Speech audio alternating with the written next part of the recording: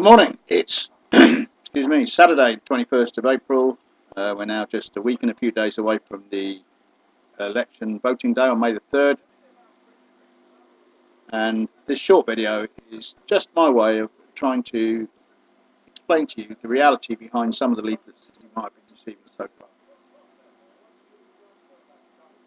Until March the 19th, nobody had any idea that the current candidate for the Liberal Democrats existed. Well, nobody outside of Elson, where he lives, but that's kind of by the by. What they soon got an idea was that, in fact, he had been saving us all from ourselves, because apparently the people of Rower and Holbrook are fairly filthy, disgusting people who are quite content to live in muck. We don't care when there's litter lying around, we don't care about fly tipping, we don't care about animal waste being dumped in the woods or on the floors or anything else. And it was breaking news for most of us, because most of us have been actively involved for a number of years, both in Rower and in Holbrook, in setting about the business of either reporting items, actually just picking them up, or even reporting individuals sometimes, especially when it comes to animal waste. And we know that we've seen some prosecutions. We also know that the people of this ward are not very happy when they have a drug den near them. We know that because through information gathered, 3 drug dens in the past year have been closed, and the people who live around those drug dens can now go back to having a relatively normal life, where someone's door isn't being knocked every 10 minutes, bikes, motorbikes and cars turn up every 5, and the various shenanigans and transactions have been going on. If we see it, we report it, it gets stamped out, and hopefully people get prosecuted. That's how it works.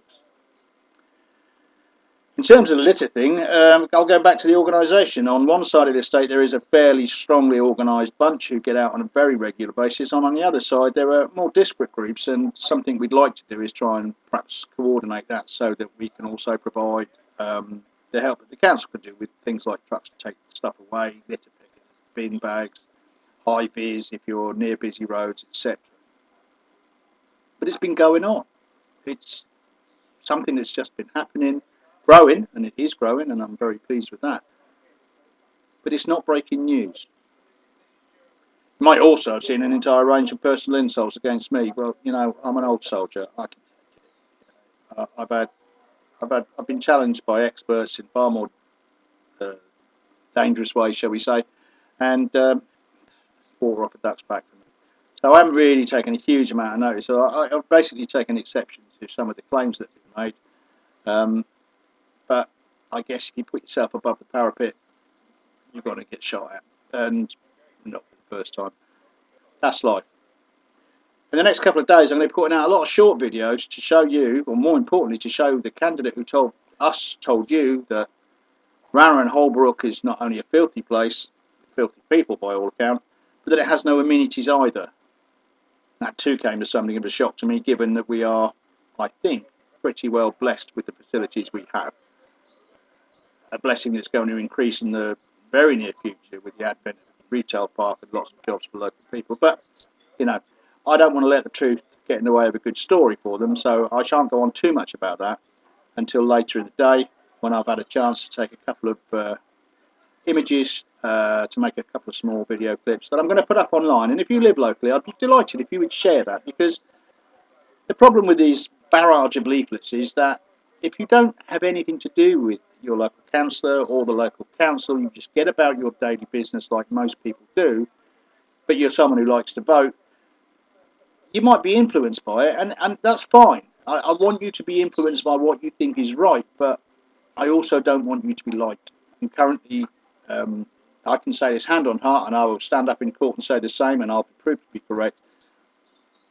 The leaflets that you've been receiving, and I do not include the Labour candidate in this, because the Labour candidate is what I believe at least, and from my conversation with the Labour council, I believe it's a paper candidate. So there will be a name on the ballot, and you might get a leaflet, but you're not going to see any door knocking or anything like that. And the candidate, if he's Labour, then he'll do what Labour do, which is just to promote their manifesto. They see no benefit in slagging people off. They don't think it's big or clever to call entire areas unkempt, and they don't make false claims. They go on their manifesto. So for Labour, you can vote if you on the terms of Labour against whatever. But in Rower and Holbrook, this has been an insidious campaign so far, and I'm sure there's more to come. I don't think I've ever seen so many leaflets from one candidate with so many out and out lies, mistruths, and very, very, to use a big word, disingenuous statements. But essentially, if you could twist it any more, it would snap. I'm pretty angry about it, but I know that if I kick off about it all the time, it makes me look as bad as this individual, and I don't want to go down that. Okay, that's it for video 1. I'll get another one done fairly soon. I'm going to be out and about showing you what a horrible place we live in and all the things you haven't got, and I hope you get the chance to see them. Thanks a lot.